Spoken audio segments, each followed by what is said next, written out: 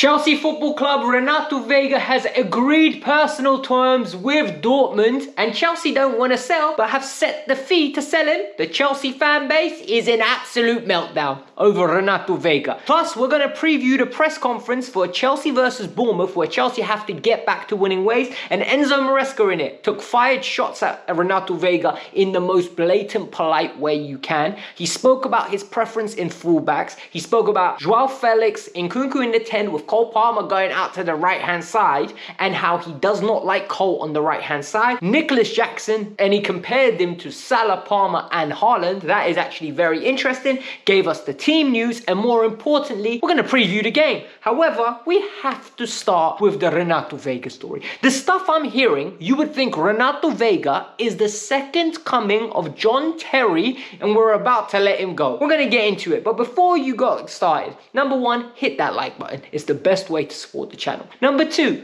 for those of you that are new to the channel, on this channel, I say it how it is. If I don't like something, I call it out. Genuinely, my whole channel is built off me speaking my mind. And on this case, I am not cooking the sporting directors. I'm going to explain to you why they are actually doing their job properly. The fact that they're going to sell Renato Veiga and make a huge profit is them doing their jobs properly. So subscribe if you don't like to be gaslit. Subscribe if you don't like to be in a place where somebody speaks at you and doesn't explain their reasoning. Let's get started. All right, so what has happened? Renato Veiga has come out from German outlets, and Fabrizio Romano has confirmed it, that has agreed personal terms with Dortmund. We know 5 clubs have inquired into Renato Veiga. We know that an offer to take him on loan from Wolves has been rejected by Chelsea Football Club, and we know Dortmund now have went behind Chelsea's back and agreed personal terms. It happens all the time. We know this is a matter of thing. Dortmund want a loan. Dortmund want to loan him with an option. Chelsea said he is not leaving with a loan with an option. Over my dead body should Renato Veiga be leaving with a loan and an option. On what planet are we going to do Dortmund a favour? Why? He's in our plans. Chelsea said, you want him, it needs to be a loan with an obligation of a specific number, or better yet, let's make it a permanent big man. Fully agree with Chelsea. Since then, in the last 2 days, we have got numbers. The numbers that have come out. Chelsea want 25 million plus a sell-on fee for Renato Veiga to go anywhere. For me, brilliant. We signed him for 14 million euros, around about 11 million pounds. If we double and a half our money, right, we could literally sell him for 30 million. It will be 1.5 our money. Genuinely, we could absolutely make our money back and then some for Renato Veiga. I'll be very happy. It is the sporting directors wanting to do what's best for the club. And now we need to talk to the fan base. So the fan base is crying, we're going to have no left back cover. Let me ask you a question. Renato Veiga was signed to be cover, right? He was signed to play DM when needed. He was signed to play left back. He was signed to play centre back when needed. In his time at Chelsea, 2 games at centre back, 2 games at 14 games at left back, 2 games in midfield. That tells me he was cover for left back. We all agree. However, he has played 18 of the 30 games. When he joined the club, he knew he was cover. Agreed. Since then, stories are coming out and saying Renato Veiga wants to leave because he wants to specialize in a position. Listen, I totally understand that. He wants to go somewhere and play in an acquired position, centre back, and believes this is the best way for him to be in the World Cup squad next year for Portugal. Now we've got the full transparency. Enzo Maresca today came out and absolutely slammed him in the press conference. The Chelsea versus Bournemouth press conference. He slammed him. He said he was in training today. He trained with us yesterday. And we had a conversation. But he needs to remember, we got him from Basel. And because we got him from Basel, since then, we've given him a platform to go on and retrieve caps. Without us, basically, he ain't getting those caps, which is true. Nobody knew who Renato Veiga was. Chelsea made Renato Veiga. And if Renato Veiga thinks he's so good that he can go from Chelsea and consistently get Portuguese call-ups, broski, good luck. Good luck. Go. I genuinely mean it. Let's see what you're made of. Because the fact of the matter remains, Chelsea gave him the platform. And Enzo even said this. Enzo said, we're giving him an education. He's playing in midfield. He's playing at left back. He's playing at centre back. He's played a lot of games. He was signed as cover. He was never signed to be an out-and-out starter. This stinks of one thing. This individual has got it into his head. Hold on, I need to play now. I am better than sitting on the bench. Brother, you're really not. Broski, Bratucha, you are not that guy. I don't know who his friends are, who his agent is that have convinced him he's good enough to start for Chelsea Football Club. You're lucky to have a slot in the squad. You are a utility man. You were purchased as a utility man. You get what you're given in this squad. If not, let's sell him for 30 million. Directors are doing their job. If we're getting a player for 12 million pounds and we sell him for 30 million, I'm all for it. Perfectly fine. Nothing wrong with his business.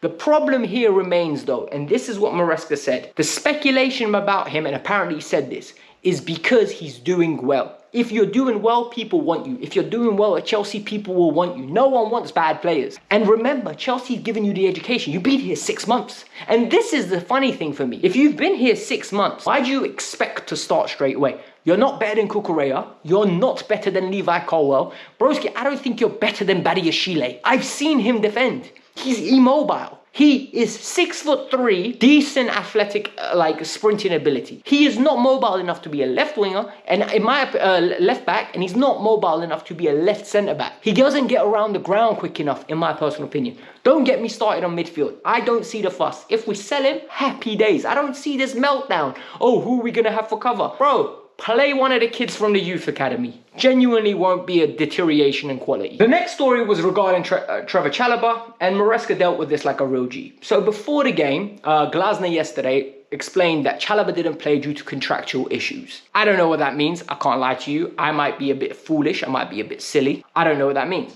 However, Enzo Maresca said, first time he's heard of it. He didn't even know Trevoh Chalobah didn't play. Like, genuinely, this is brand new news for him. He also said he respects Glasner. He is not going to come out and speak about a Crystal Palace player. What this tells me is Chelsea aren't recalling Trevoh Chalobah. Because if they were going to recall Trevoh Chalobah, it means Enzo Maresca would have been in the loop. I would be flabbergasted. I would be shocked. I will be bamboozled if we recall him. And at this moment in time, Maresca has no interest in the player. Maresca could have played this straight away with the fact that, oh, I don't know. Genuinely, I've got no clue about what we're going to do. But he said, I didn't even know he didn't play. Like, he's not keeping tabs on it.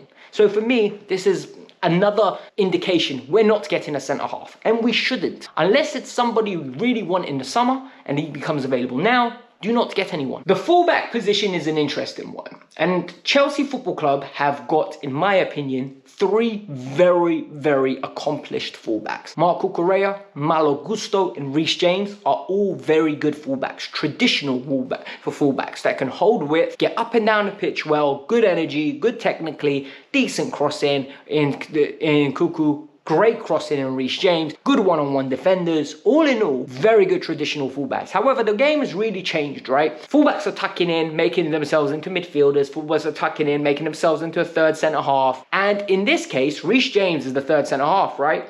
And this is very interesting because Enzo Maresca went as far as saying Reece James will be playing in that position. He won't be bombing up and down. He doesn't like fullbacks that bomb up and down. And the reason he doesn't like it is because he prefers wingers on the width. And he said this will enable them to look after Reece James's body. And also, Reece James can play anywhere. Literally in any position you want him to play. That's how good of a player he is. He went on to say that about Malo Gusto as well. Malo Gusto is very talented. And somehow we ended up at the conversation of Benjamin Chilwell.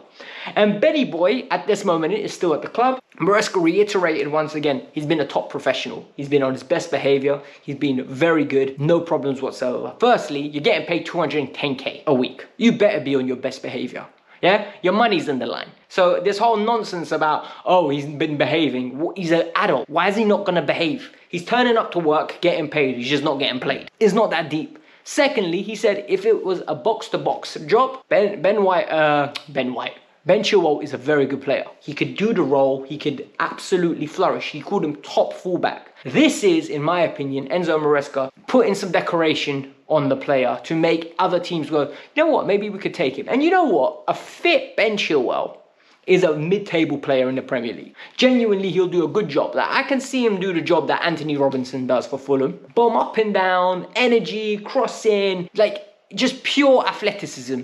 I could see him do that role. Whether he do it to the same standard, it's a different question because Ben's knees are gone. Like, Ben's had so many hamstring and knee injuries. Like, he's a shadow of the player he once was. But it really gave us insight on the player that Enzo Maresca wants at the fullback position. Soraya asked a great conversation question at the press conference for Chelsea versus Bournemouth and reiterated, could we see Cole Palmer on the right wing? And then that would open up some space for other players such as like Nkunku or Felix in the middle. And Enzo was, in my opinion, very defensive. This was the first time I've seen him answer a question where he almost didn't like the fact that he was asked a question, and he answered it in a very belittling way. I didn't like it. He said, if Gusto's overlapping, what's Cole going to come inside? So even if he starts there, he's still going to come inside. And that's just going to congest the middle, basically. And for me, I didn't appreciate that because for me, we're not stupid. We all understand the way football operates. However, there is a difference between you being an out-and-out 10 and starting in the middle and you drifting from the right-hand side and coming in and finding pockets and every now and then going to the right wing. You're giving their fullback time to think about Gusto's not going to be continuously overlapping. So this whole notion that at this moment in time, we need to be this, we need to be that, and Cole can't play right wing, is rubbish. What I think Chelsea should do, and they won't do because Maresca clearly doesn't want overlapping fullbacks, I said it the other day. Sancho, Palmer, Felix. And the reason you do that is because all of a sudden you have two overlapping fullbacks that go either side. Sancho can hog the right-hand side if needed, and you get Felix coming in and playing in the chaos of the midfield against Bournemouth and helping out Cole Palmer. Felix's work rate is good enough to counteract anything on that left-hand side. My personal opinion. I don't know what you guys think. Enzo Maresca openly spoke about the fact that Nicholas Jackson, they were asked him, he hasn't been scoring in recent weeks, are you worried? And he said he spoke to him the other day and he told him, look, you've been scoring goals, you're doing a good job. He's got 9 or 10 goals. Last year he got 14 or 15 goals in the league. The reality is, at this moment in time, he ain't taking penalties. Haaland takes penalties. Salah takes penalties. Palmer takes penalties. You take those penalty goals away and give it to Jackson, and Jackson's on 13, 14. And whilst that makes sense, whilst that makes great sense from a logical standpoint, and it's somewhere where I am, what really annoys me is he said, Jackson has missed a few chances in the last few games. And he almost made it sound like it's unlucky. And this is where you lot get upset. And you lot are absolutely spot on. And, you know, I give credit to my viewers when you're right and I'm in the wrong. I've been of the mindset that Jackson's not going to miss as many chances as he did last year because he's going to improve. The game's going to slow down. And he's going to be more in a converting manner in front of goal. So his conversion rate will go up. His conversion rate did go up. However, in the last 4 games, it's deteriorated back to what it was prior. He's been missing chances left, right, and centre. He's missing chances where he looks like he's impacting him. And he's somebody, it's clear that it's lingering on his brain. Because his finishing isn't clean, it isn't crisp, it isn't natural. And now we're in a little bit of a predicament because Enzo's backing his guy. He knows this is who he has. But in the summer, I think we need somebody to give Jackson competition. I think Jackson will improve the more you push him. And I think if we get somebody that's on par or better than him, yes, there won't be as much game time for him to develop, but it'll make us better overall. I see what a lot of people say. A lot of people said, bring Osimhen. I did not know that we were going to utilize Neto in the way we've been utilizing him, crosses into the box. By that logic, Osimhen would have worked. You're all right. Every single one of you that said bring Victor Osimhen, if we were putting crosses in the way we have been, Osimhen would have been eaten. It's just the other all-round game that Osimhen doesn't have. Do you know what I mean? Like the link-up play. However, Jackson's link-up play is great, but Osimhen's finishing's better. So we need to understand which one we're valuing more, and it's going to be an interesting window. But like I said, when I'm wrong, I actively put my hands up and say, my bad, Bratucci, sorry. And the final thing that Enzo Maresca gave us an update was Lavia is fully fit, and so is Reece James. Both are in contention to play in the game. Furthermore, he said they need to be very careful with the players. There needs to be special treatment around them. Totally agree. He also said Noni Madueke is fully healthy. He's ready to be back in the team. He will be in contention to start against Bournemouth. Now it gets interesting because we need to preview the game. I am petrified for the game tomorrow. I don't have the confidence I had in the last 4 games. Because we're going into games now where Ipswich, I thought we were going to win. Palace, I thought we were going to win. Deserved to win based on the performance. Everton, I thought we were going to win. Fulham, I thought we were going to win. Now we've got to the position where I can't keep thinking we're going to win and we're dropping points.